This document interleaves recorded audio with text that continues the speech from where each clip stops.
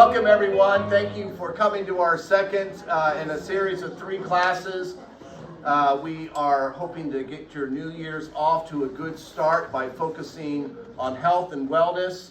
Last week we had physicians and health advocates that talked about physical health primarily, but also, because it's a Sunday school class, also talked about how that related to their spiritual health as well.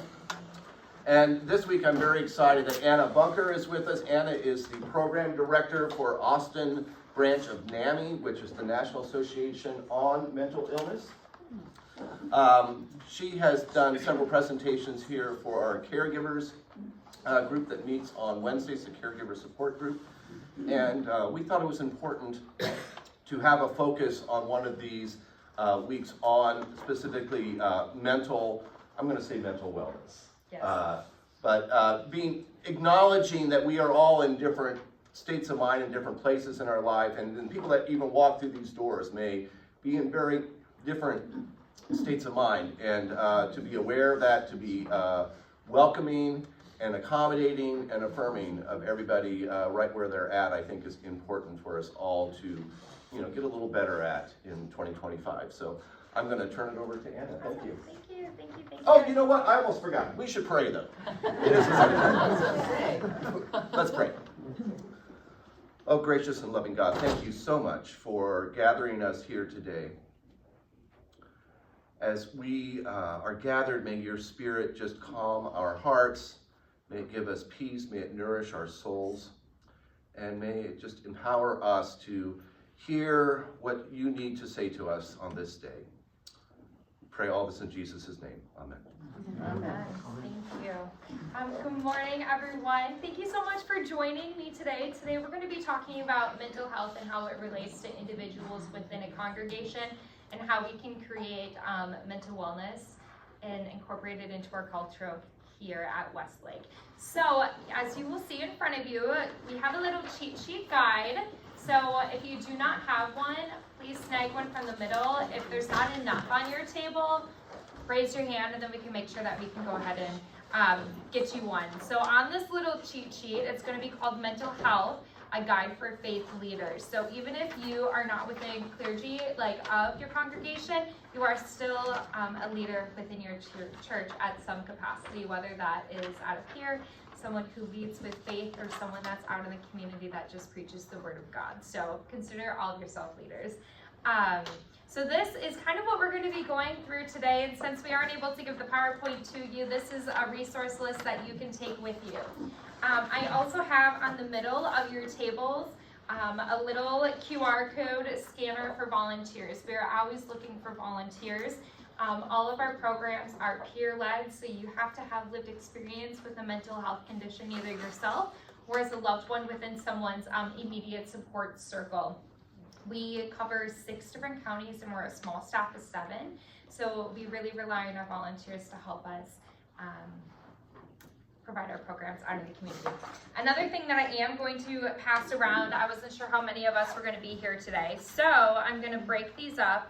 Maybe this can go to the individuals in the chairs, and then for all of y'all that are sitting at the tables, if you could take one and then pass it around. These are mental health crisis cards. So our mental health crisis cards are going to have all of our information on there, what we do. And on the back side of the card, it is going to be all of the crisis services or crisis intervention teams within the counties that we serve. Has anyone heard of 988 before? No? Okay, that's totally okay. So as you can see on the back of it, when you happen to get your card, in an emergency, immediately call 988. So if you were having a mental health crisis, you used to call 911. However, times have changed within the last 2 years, and 988 is now the mental health crisis line. When you call 988, you can get immediate mental health resources within your community. It is just as important as the National Suicide Prevention Lifeline. However, when you call the National Suicide Prevention Lifeline, you're usually getting support over the phone. When you call 988, the local mental health authorities will dispatch a mobile crisis outreach team with a mental health care provider or a qualified mental health professional, and they'll connect you to services within your county or wherever you reside. Yes? Would that apply to dementia psychosis? No, not for dementia. This is actually a really great question. This is something that you should all know, is that even though dementia, Alzheimer's, or even autism, it is a neurological disorder within the brain. Today we're going to be talking about mental illness. So mental illness is usually has to do with the genetics and the biology of the brain, and it's not a neurodegenerative disorder. So I wonder if, since it has to do, I don't want to give you the wrong answer, but if it has to do with psychosis, then most likely yes, you should be able to call 988, but I don't want to give you the wrong answer. So I would always recommend calling 911 in that case, and then describing whatever it may be, and then they would be able to make the discretion if they're going to dispatch the mobile crisis unit. So I don't want to give you the wrong answer, because I don't know, but that's something that I can definitely look up for you and get back to you as well if you want to come to me afterwards. One thing about 988 is that it is not geo-routed quite yet. It is something that they're working on. So when you call 911, they're able to see your location. 988 is not at that point quite yet. So when you look at the back of this card, you're going to see the crisis intervention teams, and you're going to see the 10-digit numbers. So if you happen to have a different area code of where you're calling the actual crisis intervention team or their hotline is going to be the best bet for you. So for me, I'm from Green Bay, Wisconsin. So if I were to call 988, I still have a Green Bay, Wisconsin area code. I'm going to get routed to Green Bay, Wisconsin for mental health crisis. That's not going to be beneficial to me because I'm across the United States down here in Texas. So in that case, I would call the crisis intervention team 10-digit number here in Travis County.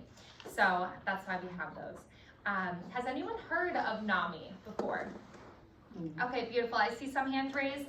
If you have not heard of NAMI before, we are free mental health support services for individuals that live with a mental health condition and their loved ones as well. We also go out in the community and do mental health trainings. We work closely with law enforcement, healthcare providers. We have faith-based programs just like this. But whatever we try and do, we want to make mental health care accessible to individuals that are affected by mental illness. So we have these recovery courses that are really great for individuals that live with mental health conditions. We have supportive courses for their loved ones that are also 8 weeks long, and then weekly free support groups. If you were to look on Psychology Today and try and find support groups, oftentimes they cost $100, which, let me tell you, I could not afford $100 each week to attend a support group. So that's one of the beautiful things about us, is that our services are free. I mentioned this before, that all of our services are peer-led. So we follow the holistic model instead of the medical model. We're definitely supportive of it, but it's not a this or a that.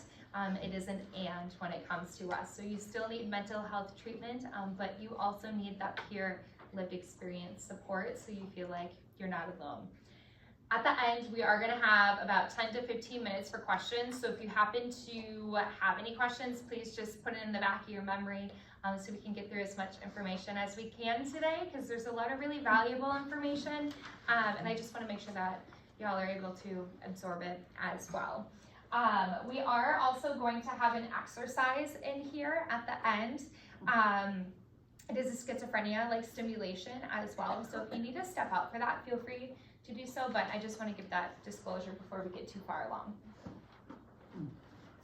Okay, so let's start off by the numbers, is that 1 in 5 individuals live with a mental health condition at some point in their lifetime. So if we're sitting here looking at this room, I can tell you I'm not a mathematician. However, it could be all these individuals over here sitting in these chairs live with a mental health condition out of all of us, okay? Now, 1 in 20 live with a serious mental illness out of this 1 in 5. So when we think of a serious mental illness, you probably think of bipolar disorder or schizophrenia. Oh, I forgot to disclose, I live with bipolar disorder. So I'm going to intertwine my story throughout today's presentation. if you were to look at me, you probably wouldn't even assume that I live with bipolar disorder. So that's something that I always love to say. People are able to live well when living with a serious mental illness. So when you hear serious mental illness, you probably think bipolar disorder or schizophrenia.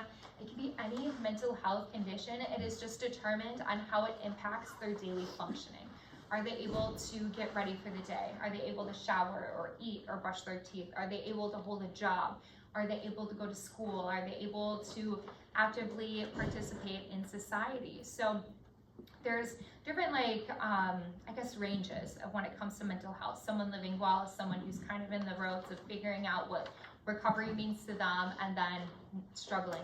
So if that individual is struggling and they're not able to actively participate in today's society, it can be considered a serious mental illness, whether that's anxiety, depression, OCD, bipolar disorder, or schizophrenia. Now let's talk about youth for a little bit. So 1 in 6 youth live with a mental health condition as well. This is something that can be situational. It could be something that they're just experiencing in their teenage years, or it can be a lifelong mental health condition. Oftentimes, mental health warning signs and symptoms start in the early teenage years. What happens in your teenage years? It starts with a P. Puberty, absolutely. When you are going through puberty, chemicals and hormones in your bodies are changing, which can cause chemical imbalances. Something that I really encourage people when I come out and speak to them is learning about the biology of the brain. When you learn about the biology of the brain, this could be a quick Google search, it could be a YouTube video, whatever it may be, or even going to NAMI's website. When you educate yourself, it takes that stigma out of the brain because you're learning about science. When I was first diagnosed with bipolar disorder, I had to do a lot of additional research because I needed to know that this was something that I did not cause. It is something that is just going on with my brain, and I need to learn how to live with it. So it took that self-stigma out of it. So 50% of lifetime mental illnesses begin in the early teenage years, and then 75% in your early 20s. Does puberty happen again in your early 20s? I hope you get this right. Yes, it does. So oftentimes when someone is diagnosed with another mental health condition, it is in their early 20s because you go through another stage of puberty. I did not know this until I was diagnosed with bipolar disorder. So you may receive a certain diagnosis when you're younger, and it may change in your early 20s, or it could be the first time that you're having an onset of mental health conditions is in your early 20s. Sometimes this may also be known as first episode psychosis if it has to do with like schizophrenia or bipolar disorder as well. There's many times where I've heard stories out in the community where loved ones say, my son or my daughter or my boyfriend, my spouse, whoever it may be, girlfriend, partner, were fine up until their early 20s, and then all of a sudden they're going through a set of psychosis. That's called first episode psychosis, also known as FEP. Look into it as well. I wish we had time to kind of like deep dive a little bit more. So a lot of stuff that I'm going to be telling you, I'm going to say go and look it up on NAMI's website because there's great information on there. And then suicide is the second leading cause of death amongst youth. Does anyone know what the first leading cause of death is? Gunshots. No, not gunshots. I heard something over here, but I'm... Automobile. Yeah, accidents, absolutely. So car accidents, whether this is reckless driving, it could be drunk driving, or it could just be a fatal accident. However, when we look at the state of Texas, it is still the second leading cause, but within adults, I believe it's the third leading cause of death for adults in the state of Texas. The next slide, we are going to talk about different statistics like within Texas as well. Texas is just ranked last for mental health support and services, quality services within the United States. There's multiple factors that come into this.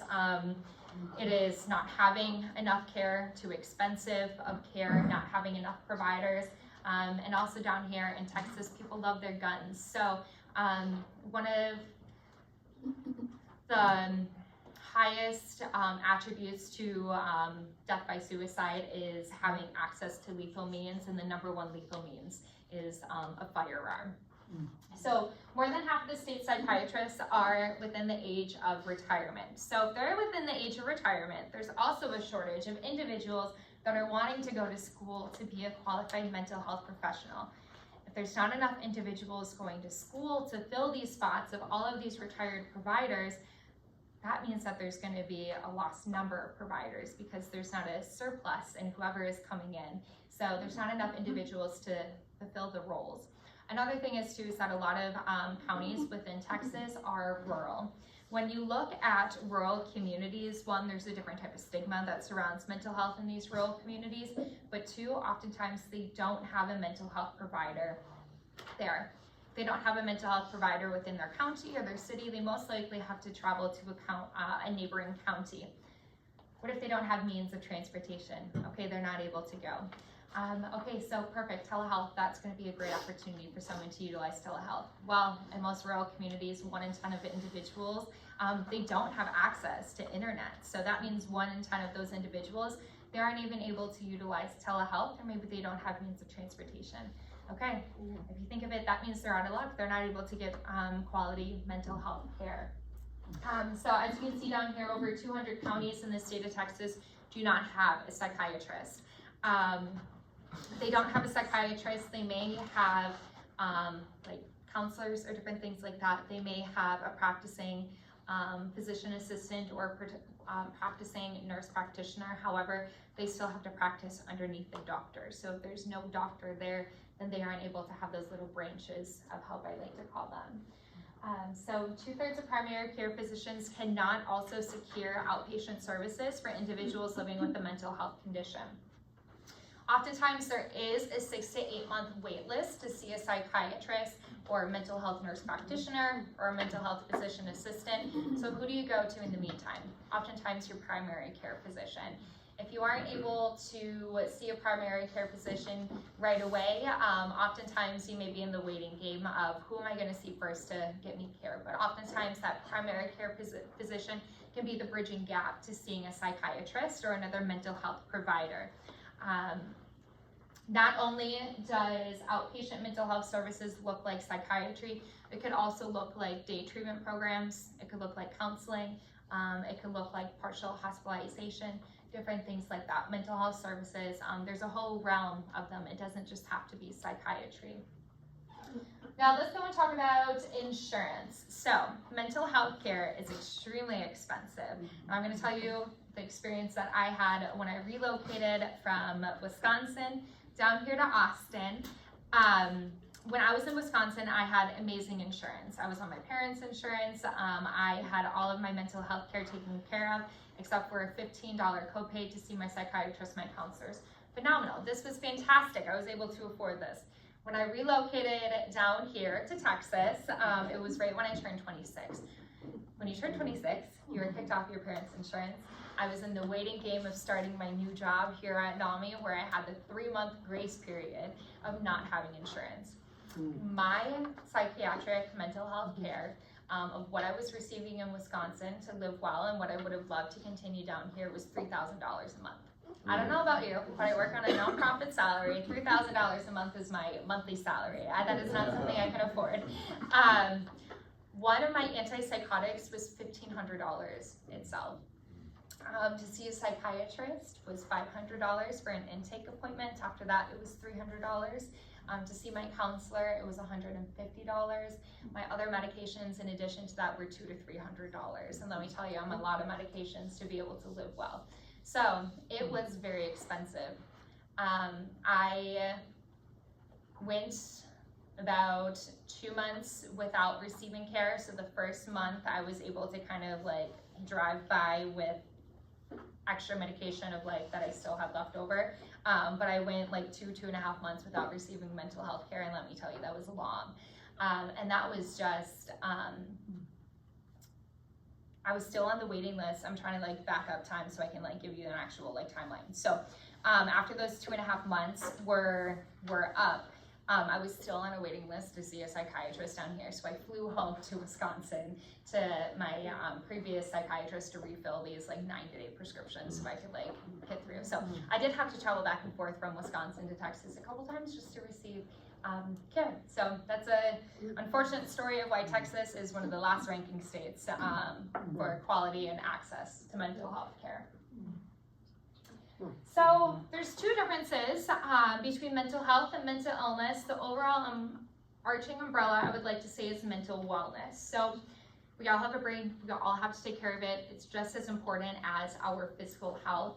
For some reason, it is forgotten about, but it is still an organ within our body, just in a different cavity.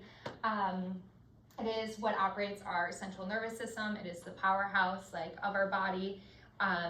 It is something that when we take care of our physical health, we're also taking care of our mental health and vice versa. So mental health, it's something that we all have, so taking care of it with healthy coping strategies, eating, sleeping, and all of that fun jazz is something that should be our daily practices of life. But it is the state of a well-being when someone is able to cope with normal life stressors.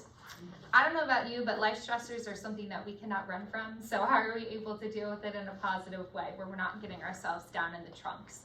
A mental illness is an actual diagnosis from a mental health provider or a physician that impacts someone's mood, behavior, how they think, and how they act.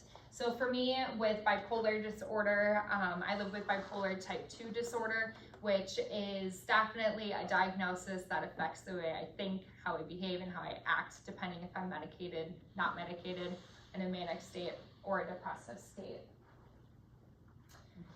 So these are the most common diagnoses that you may see out in the community. However, there is a plethora of mental health diagnoses. It is a never-ending book called the DSM-5. I like to call it the Bible of mental health because it has all mental health diagnoses, whether that's an anxiety, mood, or panic disorder. It has all of their symptoms, their warning signs, the diagnostic criteria. If you ever get your hand on it, it is definitely something that's very interesting to skim through. I don't even know if libraries have it, so I take that back.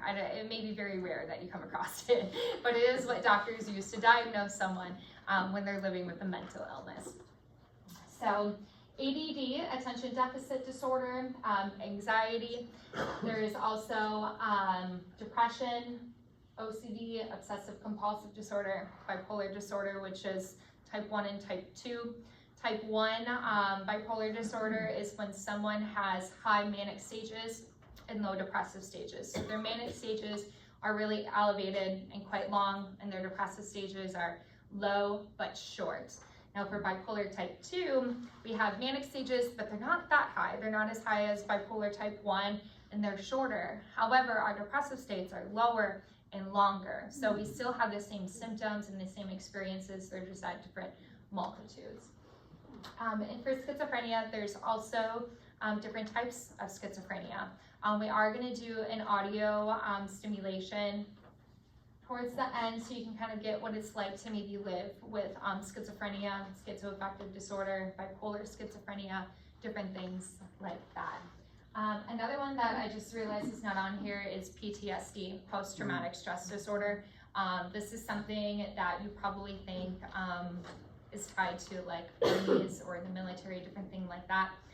Anyone can experience PTSD from a car accident, an abusive relationship, another traumatic experience, different things like that. Oh, we're going a little too far.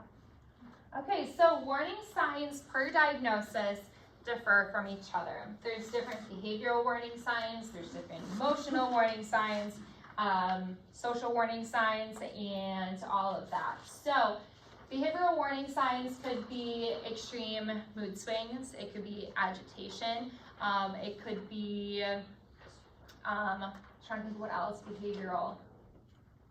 Mood swings, agitation, it could be acting very erratic, it could be putting themselves at harm or someone else in the community out at harm.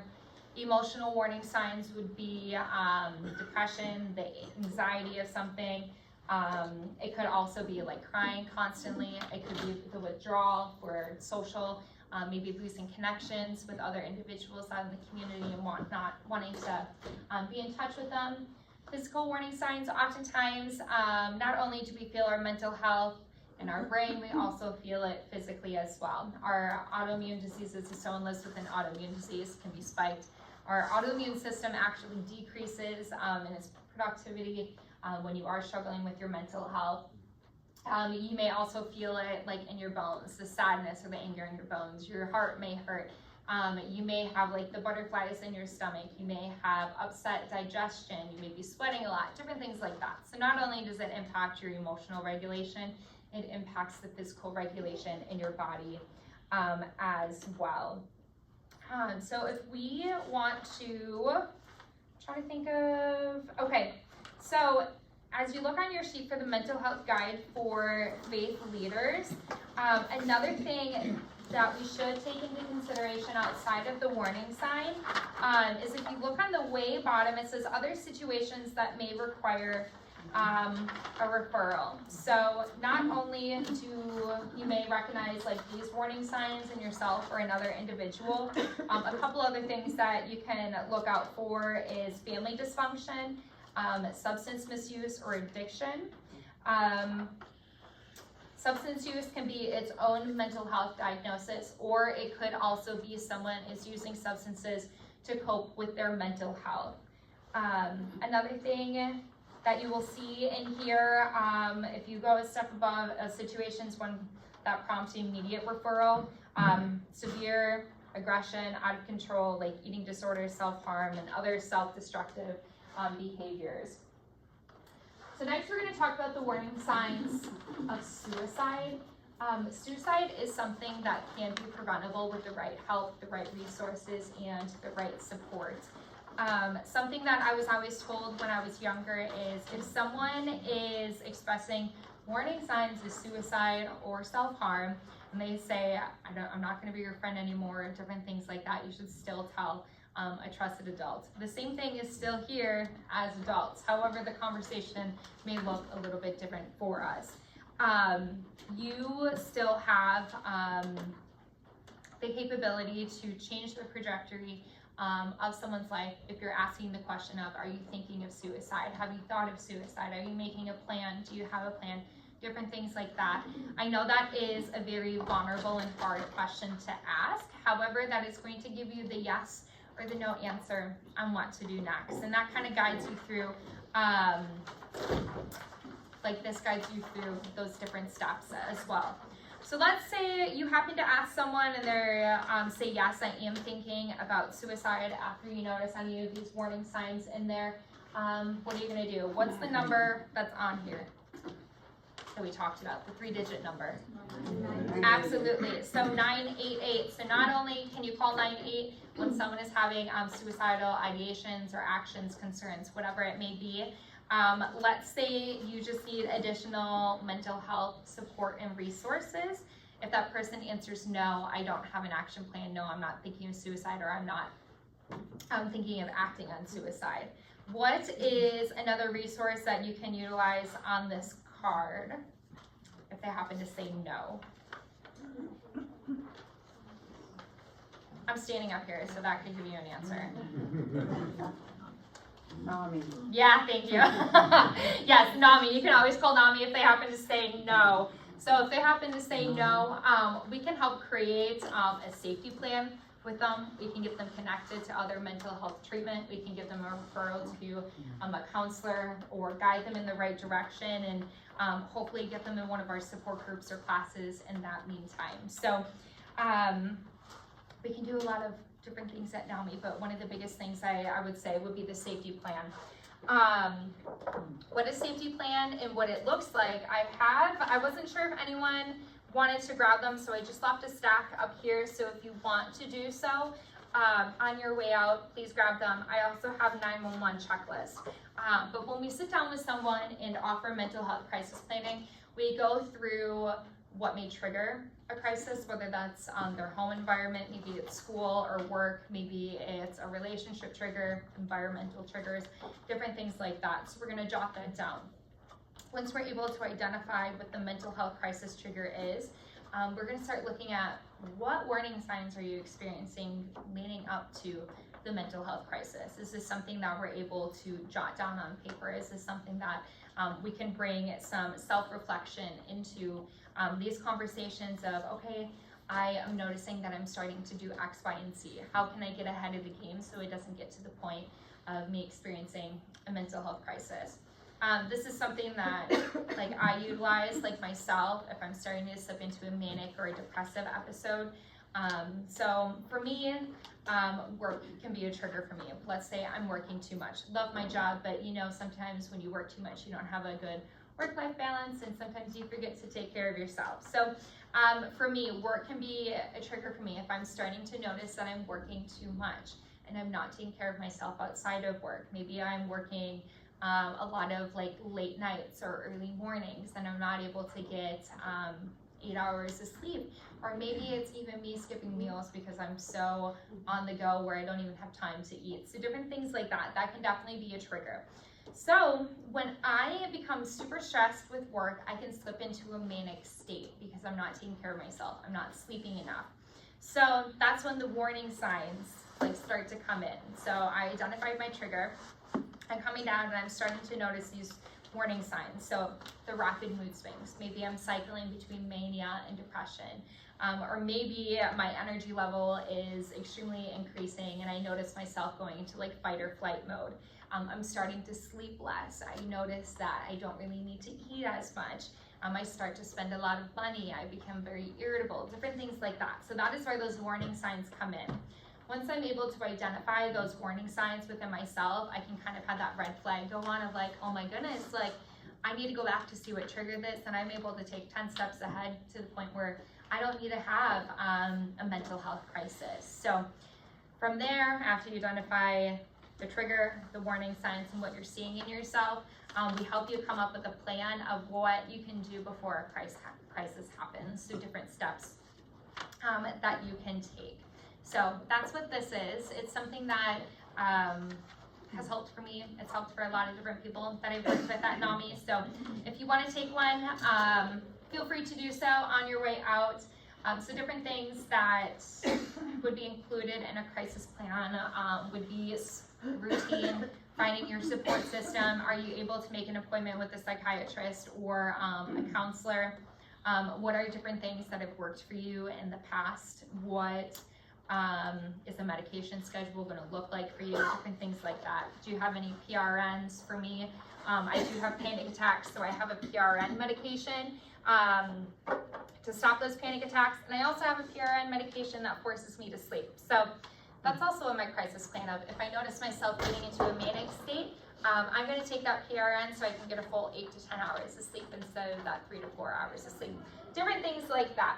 Another sheet that I have up here is a 911 checklist. So if you are noticing any of these warning signs of suicide in someone, I do need to update these now that I think about it, because you can call 911 or 988, but either way, this checklist is still going to be the same. So on this checklist, if you are calling 988 or 911 on someone's behalf out of a mental health crisis concern, these are different things that you're going to want to share with dispatch. So that would be the name, it would be the address wherever law enforcement is requested, if that person is armed or dangerous, maybe it is not having a firearm, but maybe they have a knife or like a bat, different things like that. Any other information on like their age, their height, clothing description. Now this is where the most important step comes in, is if they have a current mental health diagnosis, if they are using substances, if they have prior violent behavior, that is something that's really important, a past history of psychosis, different triggers and things that have worked for them in the past to de-escalate the crisis or their behavior.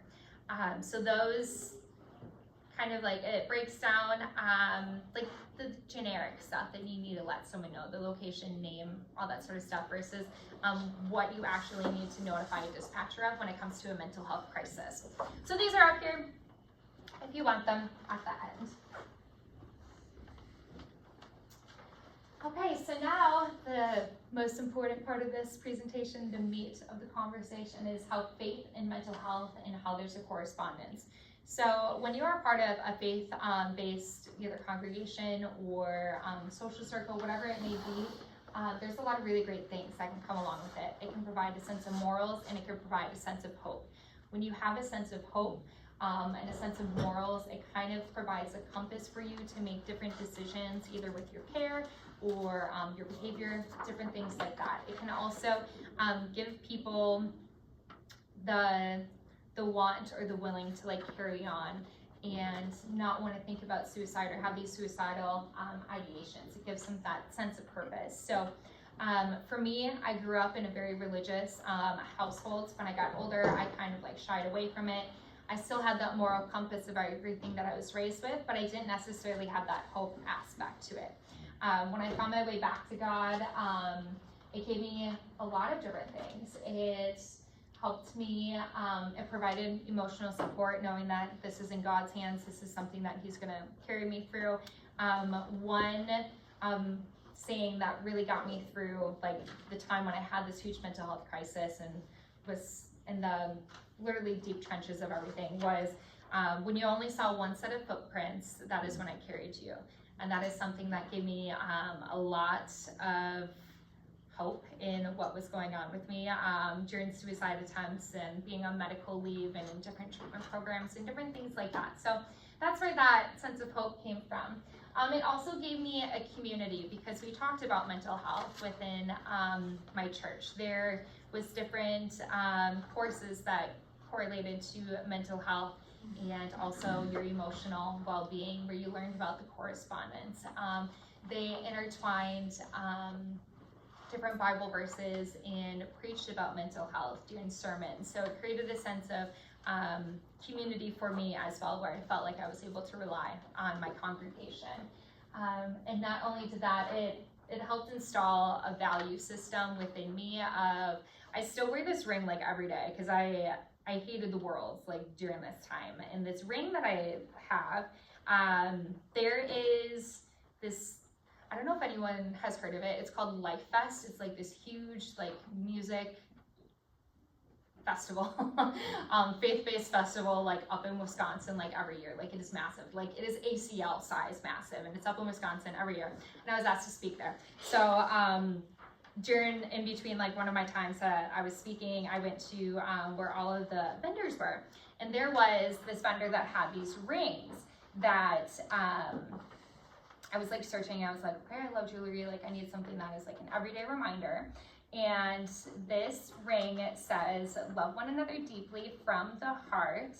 And this is kind of tying back to the value system of, even though when I hated the world and I hated everyone around me, was so agitated and so angry, and did not want to find a day to live anymore, it put value into my life of, you know what, I'm still going to love other individuals until I learn to love myself. So there can be a divide with mental health in correlation with religion, but there can also be a lot of really big blessings. So here is how it can also help cultivate like positive emotions. It gives you that belief system, it gives you hope. At the end of the day, it gives you a sense of love and it gives you a sense of purpose, whether you're looking to God for these answers or you're looking to the individuals that are sitting next to you within your pews.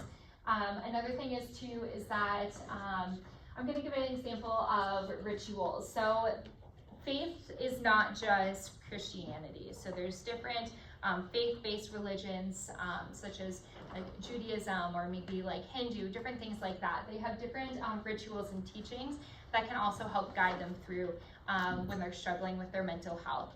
As an example for Hinduism, mindfulness and meditation, that is a ritual and that is a teaching for them. That is something that they practice almost on a daily basis that can bring them back to ground zero. I think they call it like chakras. I think you can correct me if I'm wrong, but different things that helps align their mind, their body, and their spirit as well. Yeah. So each religion, they do have different teachings and different values. Okay, so there are many blessings when it comes to religious and providing hope and purpose and love and care and relationships. A couple things that hurt mental health and the correlation between religion would be people hesitating to seek care. Maybe they think that God is the only answer. One thing that I say is God and therapy, God and mental health care. It's not just God. You need it all in order to live well. Another one will be maybe they don't have faith where they feel like that God is able to carry them through like these really hard times. Maybe they don't believe that God is real because he is causing all of this distress in their life. What I do want to tie into, because I do want to do the schizophrenia activity really bad with you guys, is the 3-tiered system is what I like to call it. So these are conflictions that someone may have for seeking help. So maybe they don't want to seek help because they don't know where to go. Maybe they feel like the stigma of mental health within their congregation. They don't feel like it's something that's real. Some churches or congregations, they believe that like mental health could be a sin, like for suicidal ideations, suicidal attempts. A lot of churches still believe that that is a sin.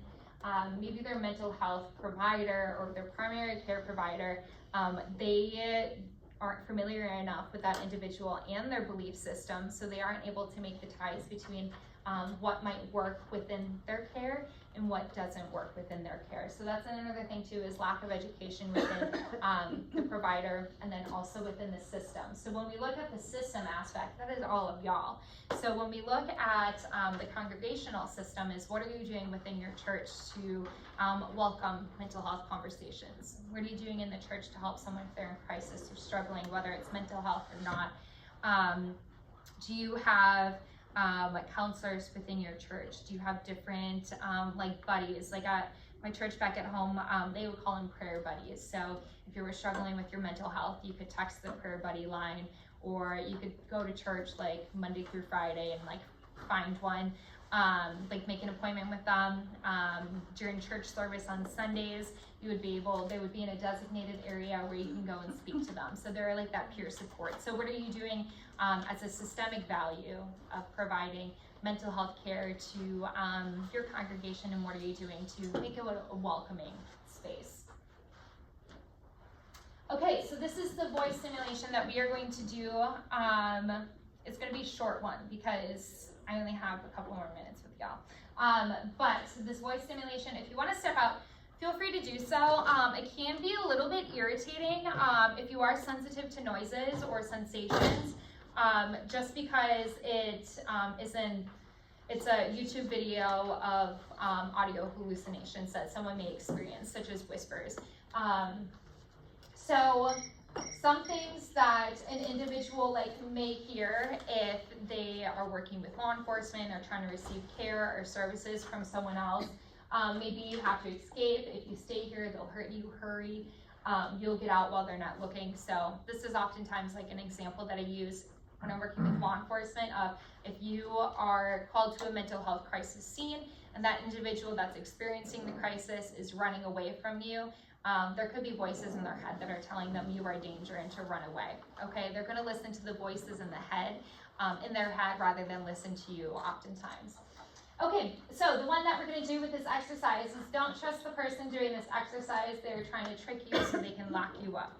Now, we are going to be in groups of, you know what, I should have counted, groups of either 2 or 3, depending on the table. So if you are in an odd number on your table, be in a group of 2 and a group of 3. If you have an even number at your table, split into groups of 2. You are going to want to sit next to your person. So I'm going to give you 30 seconds to decide who your partner is going to be. Do you want to be?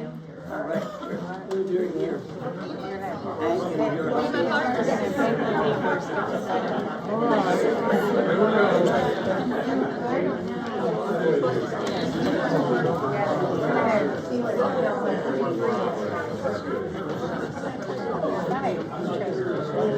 We're going to make believe what it's like, how you feel. Like, you might be saying, cops arrest you, and you say, your head might be saying, oh, we're going to run away, they're bad. You know, so she's going to do something that will stick. Okay, does everyone have a partner? Yeah. Okay, beautiful. So, who, if you raise your hand if you're in a group of 3. Okay, so if you're in a group of 3, I'm going to give you 5 seconds to do this. Choose 1 out of 3 of you to just sit and absorb the exercise. So, One of us has to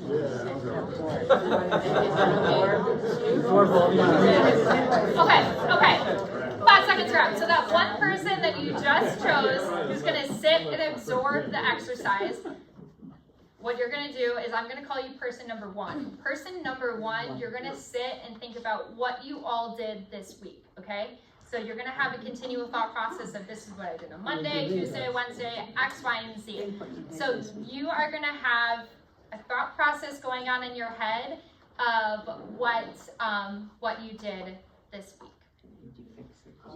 Okay, now person number 1, we are also going to have people talking to you. So this could be quite a loud exercise. For person number 2, think of a person number 2, whether in a group of 1 or 2. Okay, so person number 2. Okay, so person number 2, what you are going to do, hopefully, is everyone comfortable with like taps, like different touches? Okay, so if you're in a group of 3, choose one person to tap the person that is like on their arm. I know that sounds silly, but tap the person that on the arm. That is person number 1. Just super gently, like pretend this is my arm and you're just gonna tap them like this, okay? Okay, bring it down, bring it back down. We only have a couple minutes to do this exercise. Okay, so person number 3 in those groups, you are just going to talk to that person about, person number 1, about what you're gonna go home and do today, okay? Okay, so person number 1, you're gonna think about what you did this week. Person number 2, you're gonna tap person number 1 on the arm. And then person number 3, you're gonna talk to person number 1 about what you're gonna do today.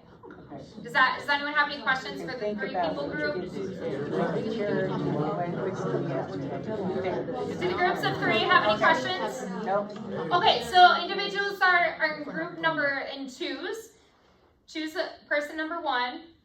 Person number 1, you're gonna have the same thing. You're gonna think about what you did this week, okay? And then person number 2, you're gonna talk to the person number 1 about what you're planning on doing when you get home. Any questions?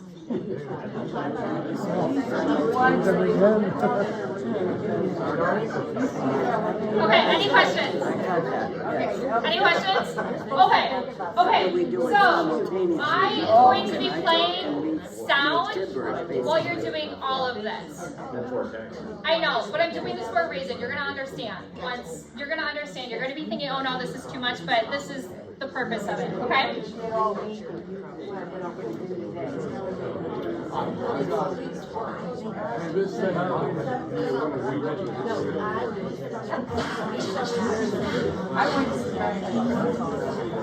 All right, think what you're doing. All right. Okay, go ahead, start. I was trying to set it on 5. I'm going to make a nice 5. I bought bagels today. Okay. When you're thinking about what you did, but I'm telling you, I was not able to record it. So good. Because I'm from out east. And you're from out east. Like it good. All my friends were Are you being annoyed yet?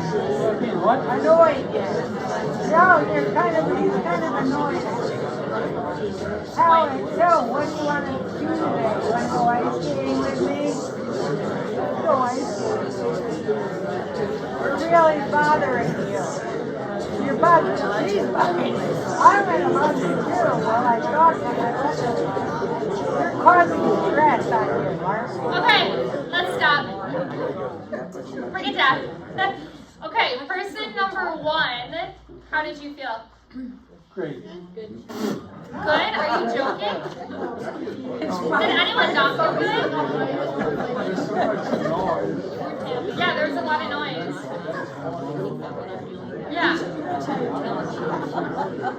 Yeah, okay, so there was a lot of noise. I heard irritated. That's right. What else? Anything? Any other bad experience?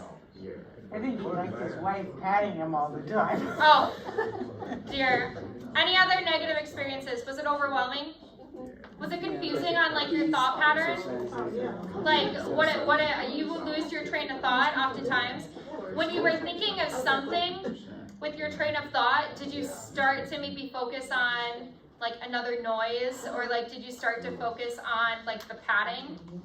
So like it's hard to keep like a straight set of like focus or thought pattern or action when you have all these different like stimulations like coming in. And that is what it is like to live with schizophrenia, whether you have an audio hallucination or you are getting the tapping, which may be a physical touch that could be a hallucination as well. Different things like that. Hallucinations can also be taste, it could be smell, it could be seeing different things. So the last 30 seconds of this video, I want all of us to stay quiet so we can actually hear the stimulation of what voices may actually sound like.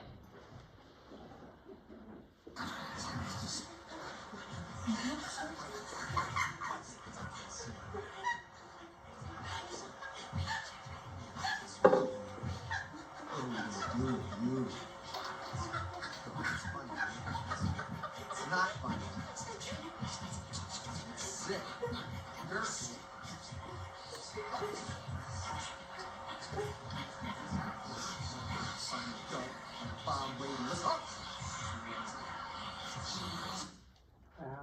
Kind of disturbing, right? Yeah. Yes. Good person. Okay. Yeah, I agree. That's something that, and y'all had that playing while you were also doing your exercise. I know people are always so confused with this exercise. I'm like, you'll understand afterwards. It's meant to have a lot go on. So our time is getting cut short today, so I want to make sure that we refer back to the mental health guide for faith leaders. So if everyone can pull this out in front of you, we're going to go through it quickly. So, and then I'm going to open it up for questions at the end. So how can you create a welcoming environment? So we already talked about it, educating yourself, challenge the myths and the stigma that you, as you're having these different conversations. So we learned about the different facts and statistics, foster an inclusive and welcoming environment, host different workshops and sermons such as this, invite mental health education or mental health professionals to lead educational sessions. So that's me coming in. It was last week having different providers up here for a panel, different things like that. So how you can provide support to individuals that live with the mental health condition and also their families. So I call mental health conditions the casserole illness. It's not a casserole illness. If you are sick with the flu, or you break your arm, or maybe there was a death in the family, someone brings you casseroles, they offer to bring you tissues or cold medicine or do your laundry or dishes and different things like that. And when someone is struggling with their mental health, you don't get a casserole, you don't get tissues, you don't get someone asking you to help with laundry or anything like that. So treating mental illness is the same as someone if they were physically ill, offering that same amount of help, whether that's visiting them at the hospital or visiting them at home. Offering prayers. One thing that I really do like is having prayer buddies within your congregation. These prayer buddies could just be individuals to lean on and offer that support and that faith. So stay in touch with that individual. Maybe today someone comes up to you and says, hey, you know what, I'm actually really struggling. Follow up with them on Wednesday. Follow up with them next week and maybe ask if they want to get coffee or if you can bring them food or anything like that. So the last couple things, the last 3 bullet points can be viewed as enabling. However, I do not like to view it as enabling. You are assisting that person to make healthy choices for themselves to get better. So that would be offering to go food shopping or meal prepping with them. Maybe it's different transportation to appointments, following up to make sure that they have these appointments scheduled, and then also connecting them to other community resources. This can also be viewed as in, why am I blanking on the word? They can hold you accountable for it. So accountability buddy is what I like to call them, because you're not enabling that person, you're helping hold them accountable to receive help and care. So from there, you can see that when to make a referral to a mental health professional. So it goes through different situations. And it also goes through on the back how you can make a referral to someone who may need mental health treatment. And then also if they need just like treatment of like going and talking to a mental health provider. And then it also goes through when you are approaching someone with an actual mental health concern. So if you have a concern with an individual, if they're showing warning signs of like suicidal thoughts or mental health concerns, any of those like warning signs and symptoms, like the behavioral, the social, the physical warning signs, how you can approach that individual and different questions to consider for yourself. There is one thing that I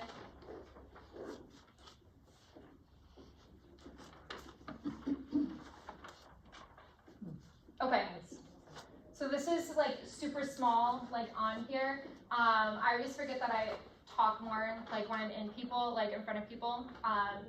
When I practice on myself, I always get through all these slides. But however, this is another assessment that I really like to utilize when it comes to faith-based congregations. So it's called the Hope Approach to Spiritual Assessment. So the H stands for spiritual resources. So what are your sources of hope or comfort? So hope can be God. It could be something as chicken noodle soup. It could be what gives you comfort. Where do you find hope? Where do you find a sense of like, what am I going to do when I'm struggling? And then what helps you during these difficult times?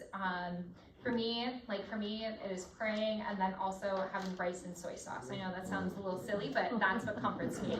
The next one is O for organized religion. So are you a member of an organized religion? What religious practices are important to you? Is it picking up the Bible? Is it worshiping on Sundays? Like, is it going through different, my mom, like what she does is she chooses like a Bible verse and then she journals about it, different things like that. So is that something that's important to you, and how can you incorporate those beliefs and that hopes into feeling better? P stands for personal spirituality. So do you have any personal beliefs that are separate from the organized religion that you're a part of? What spiritual practices are most helpful to you? Spiritual practices, it could be mindfulness, it could be meditation, it could even be reading, going outside and taking a walk and like grounding yourself with nature. And then the last one, E, effects on care. So is there any conflict between you and beliefs and the care that you will be receiving? Do you hold beliefs or follow practices that you believe may affect your care? And then do you wish to consult with the religious or spiritual leader when you are ill or making decisions about your health care? So this kind of puts some thoughts into the back of someone's brain where they can have the autonomy to make different self-care decisions going through the hope practice. So these are different questions that you can probe them with, of saying, like, are you a member of an organized religion? Like, what is something that gives you hope? Is there a certain like spiritual belief that gives you comfort? Different things like that. Okay, we already went through that. So any questions about like what we went through today? Since I did not get through some of the slides, what I'm thinking is like, would you, Kevin, be willing if I like put together another cheat sheet of like empathy? Of course. Yeah. Send it out to everyone? Yeah, and we'll have a link at the same place where the video for this class will be, that you can download that as a PDF. Beautiful. So I talked way too long and we missed the other really important part of this presentation is empathy and how to lead with empathy when having these conversations. So I'm going to create another cheat sheet for y'all. And Kevin can put it on. We can invite you back.